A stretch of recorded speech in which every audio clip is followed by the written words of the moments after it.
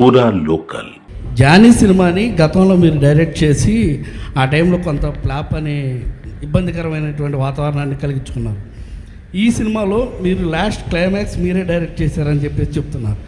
దానికి అప్పటికి ఇప్పటికీ ఏంటి ఎలాంటి చేంజ్ మీరు గమనించారంటే? అలాగే అంటే నేను జానీ నిన్న కూడా చెప్పాను. అంటే నాకు ఏమనిపించిందంటే,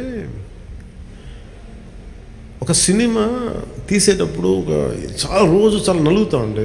నేను చెప్పేది సినిమా అనేది ఒక్కటే కష్టపడేది కాదు. ప్రతి ఒక్కటి ఈవెన్ ఒక చిన్నపాటి ఉపాధి శ్రామికుడు కూడా కష్టపడతారు, యుద్ధం చేయాలి పట్టుకోటి కోసం.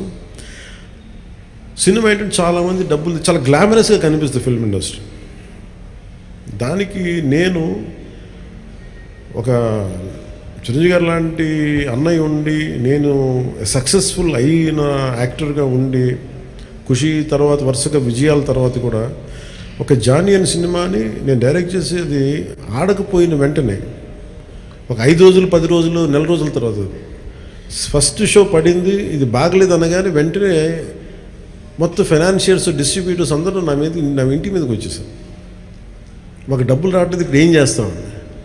నా క్వశ్చన్ ఏముందంటే, మీకు డబ్బులు ఇచ్చినప్పుడు నాకు ఎప్పుడు ఎక్స్ట్రా ఇవ్వలేదు కదా, ఇప్పుడు డబ్బులు పోయినప్పుడు అది ఉండదు అక్కడ. సో నేను కంప్లైంట్ చేయట్లా. అంటే నాకు ఏమనిపించిందంటే, ఫస్ట్ టైము నాకు చాలా ఒక కాలంలో చెప్పిన అన్ని బంధాలు ఆర్థిక బంధాలు నాకు అది గుర్తొచ్చింది. నేను ఆ రోజు మొత్తం నా రెమ్యునరేషన్ తీసుకోలేదు, ఇచ్చేసాను. నాకేమనిపించిందంటే, ఒంటరితనం అనిపించాను. అంటే ఇప్పుడు ఎలా ఉంది అంటే, గత ప్రభుత్వం చేసిన ఒక దుర్మార్గాలన్నీ నేను చేసేసి అందరూ నిందిస్తుంటే నేను ఎంత బాధపడాలో, సినిమా ఫ్లాప్ అయితే నన్ను బాధపడమని అందరూ అలా చెప్తాను. నా ఉద్దేశం ఏంటంటే, సినిమా చేసాం, బాగలేదు, ఆడలేదు అంతే. కానీ దానికి ఏంటి ఏదో ఒక కొంపలంతా మునిగిపోయినట్టు ఇలా మొక్కలు పెట్టుకున్నారండి. అందరూ డీలా అయిపోయి, ఓకే నష్టపోతే ఎంత నష్టపోయింది చూద్దామని చెప్పి ఫైనల్ నేను ఏం చేయగలిగింది, బాబు నాకు ఇచ్చిన రెమ్యునరేషన్ ఇది, నాకు రూపాయి అవుతూ తీసుకోండి అని చెప్పి నేను ఇంకో 15 లక్షలు అప్పు నేను తీసుకున్నాను. దాని తర్వాత ఇంకోళ్ళ దగ్గర ఆ అనుభవం నన్ను చాలా బలమైన వ్యక్తం చేసింది. ఆ ఒక్క జానీ ఫెయిల్యూర్ నాకు ఎంత హెల్ప్ చేసిందంటే, పాలిటిక్స్లో హెల్ప్ చేసింది. నేను 2019లో ఓడిపోతే మళ్ళీ నాకు అదే గుర్తొచ్చింది. నేను ఎలా సర్వైవ్ అయ్యానప్పుడు, failure is a part and parcel of growth. అది నాకు బాగా బలం ఇచ్చి, నిన్న ఒక నిర్మాత ఆ రోజు అన్ని ఇబ్బందులు లేవు, కానీ రత్నం గారు లాంటి వ్యక్తి, ఒక చిన్నపాటి మేకప్ అసిస్టెంట్గా ప్రారంభించిన వ్యక్తి, అంచెలంచెలుగా శంకర్ లాంటి వాళ్ళతో సినిమా తీసి పాన్ ఇండియా సినిమాలు తీసిన వ్యక్తి ఈరోజున సినిమా రిలీజులకి ఇబ్బంది పడతా ఉంటే నాకు అనిపించింది, చాలా బాధేస్తుంది. ఇది నాకు అందుకే నేను దగ్గరుండి ఈ సినిమాని ప్రేక్షకుల దగ్గరికి తీసుకెళ్ళాలనేది నిర్ణయించుకున్నాను. సో నాకు అందుకు అనిపించింది అన్నమాట. అందుకని నా జానీ అనేది ఎందుకు వచ్చిందంటే, ఇంత ఫీబుల్గా ఉంటారు.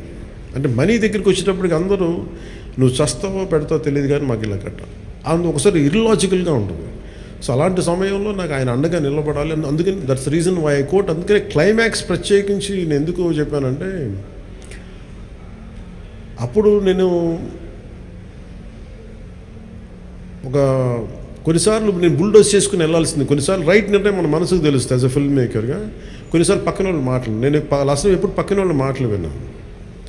కానీ ఈ ఫిల్మ్కి వచ్చేటప్పటికి ఈసారి ప్రత్యేకించి ఎట్టి పరిస్థితుల్లో నేను పాలిటిక్స్లో ఉన్నాను, సినిమాలు బాగా చేయడేమో అన్న సందేహం ఎక్కువ మందికి ఉంటుందని చెప్పి ప్రత్యేకించి శ్రద్ధ పెట్టి చేశాను. సో క్లైమాక్స్ కూడా ఎందుకు చేశానంటే, నేను చాలా సంవత్సరాలు అయిపోయింది యాక్షన్ కొరియోగ్రఫీ చేసి. రియల్ లైఫ్లో వీళ్ళతో గొడవలు పడుతున్నాను, సినిమాలోనే యాక్షన్ కొరియోగ్రఫీ చేశాను. సో ప్రత్యేకించి ఆ particular episode it's close to my heart. చిన్నప్పుడు ఎప్పుడో పుస్తకాల్లో చదువుకున్నాం, హిందూగా బతకాలంటే జజియాపుని కట్టాలి. సో ఆ బాధ ఏదో ఉండిపోయినట్టుంది ఎక్కడో. సో అది ఆ వెంటౌట్ తీసుకున్న అవకాశం దొరికింది, ఐ యూజ్డ్ ఇట్ అంతే. సార్ మనం చూసుకున్నట్లయితే సో ఆ బాధ ఏదో ఉండిపోయినట్టుంది ఎక్కడో. సో అది ఆ వెంటౌట్ తీసుకున్న అవకాశం దొరికింది, ఐ యూజ్డ్ ఇట్ అంతే.